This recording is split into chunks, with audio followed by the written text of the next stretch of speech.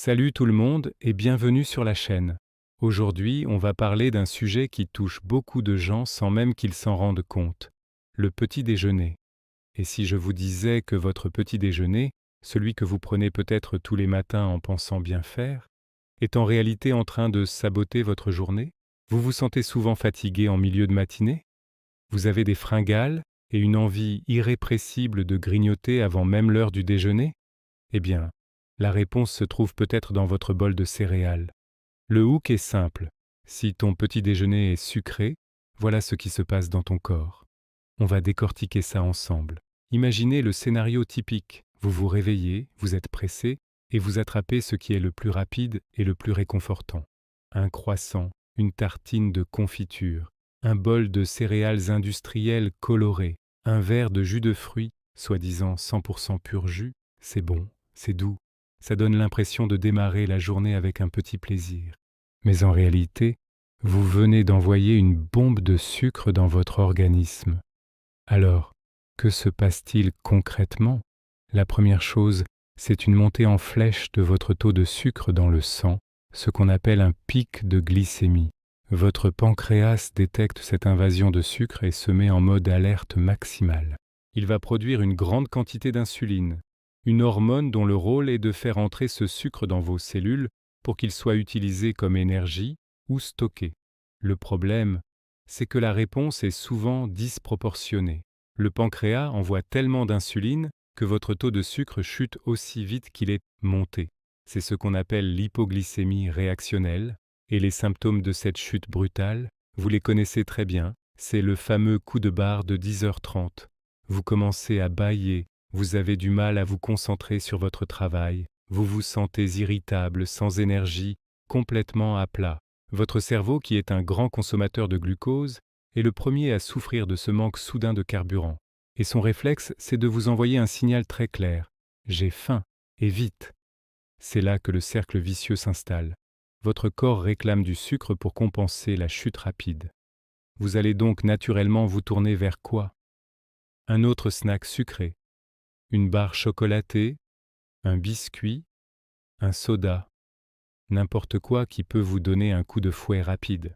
Et hop, vous relancez la machine. Nouveau pic de sucre, nouvelle réponse massive d'insuline, nouvelle chute brutale, et nouvelle fringale une heure plus tard.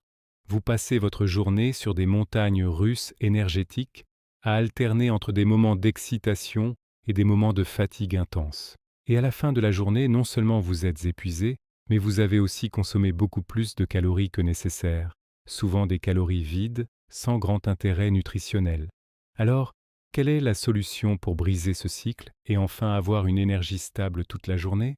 La réponse tient en un mot, protéines. Remplacez votre petit déjeuner sucré par un petit déjeuner riche en protéines et en bonnes graisses va complètement transformer vos matinées. Pourquoi? Parce que les protéines ont un effet très différent sur votre glycémie. Elles sont digérées beaucoup plus lentement que les glucides simples.